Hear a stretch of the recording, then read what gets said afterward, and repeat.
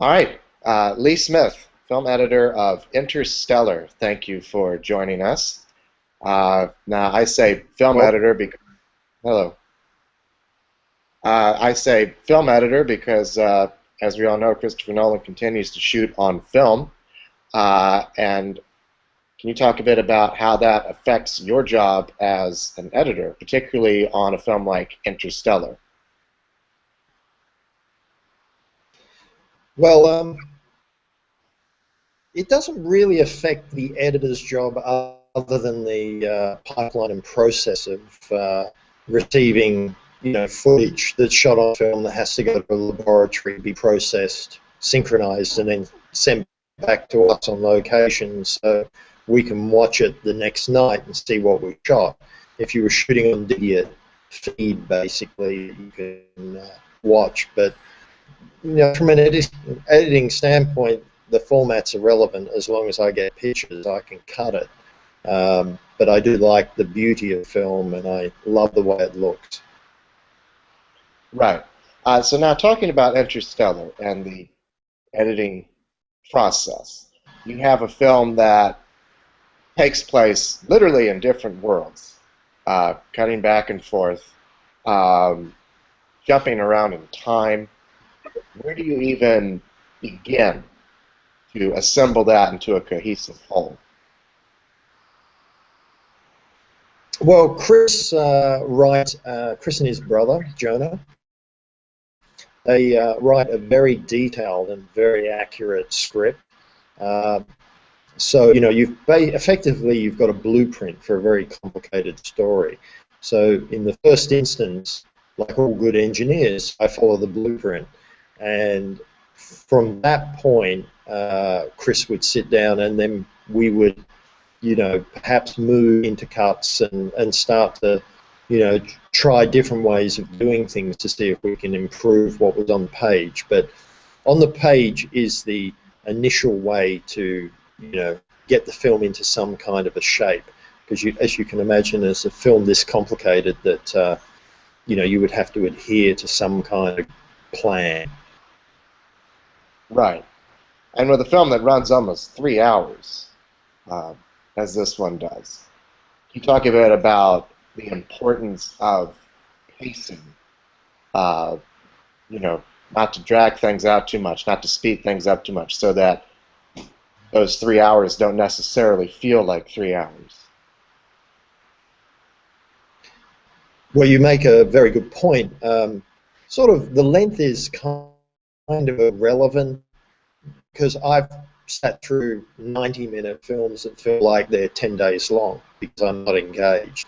Um, because of its epic nature and quality and complexity, is just a film that required, a long uh, storytelling process. Interestingly, we, as you always do, you try and make the film as compact as it can be without losing cohesion or scale.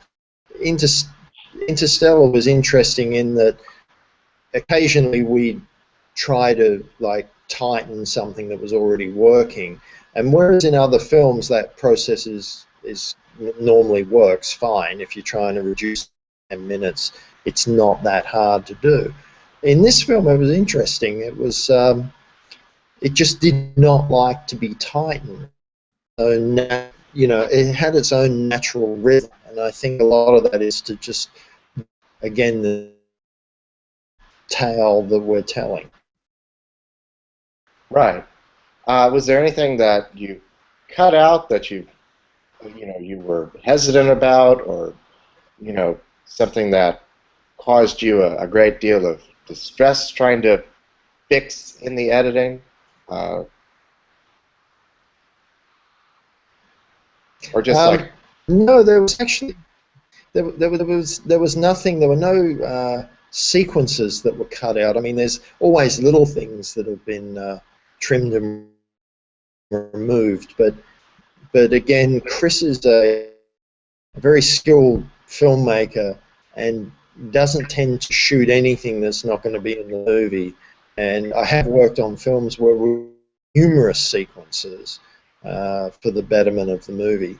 But in Chris's films, the script is so carefully written that literally if you pull something out of it, it will fall apart. Mm-hmm. And you've, of course, worked with Nolan a number of times. I can't remember the exact number of films that you've done, but I know it's more than a few. Can you talk about... Six. Six? Okay. So that's quite a chunk of his filmography. Can you talk a bit about Yes. what your collaboration with him is like, how it's grown over these years and from film to film? Yeah, going all the way back to Batman Begins, where we started, you know, we've sort of developed a process, probably did a bit of developing on Batman Begins, but I think we got into a good rhythm on that film, and sort of process changed on any of the films. The films, of course, have changed. The complexity is, you know, the introduction of shooting on IMAX and things like that. But interestingly, we're still very much doing what we did on Batman Begins, and shorthand and a rhythm on that movie, and it's continued well over the other films, because again, everything else about the film is so complicated, you really don't need more complications between us. Mm-hmm. Right. Well, thank you so much for taking the time to talk with us. I really appreciate it, and congratulations on the film. Great, great. Well, I hope you like it, and go see it again. I, I will. Thank you very much. Thank you. Bye-bye. Bye now.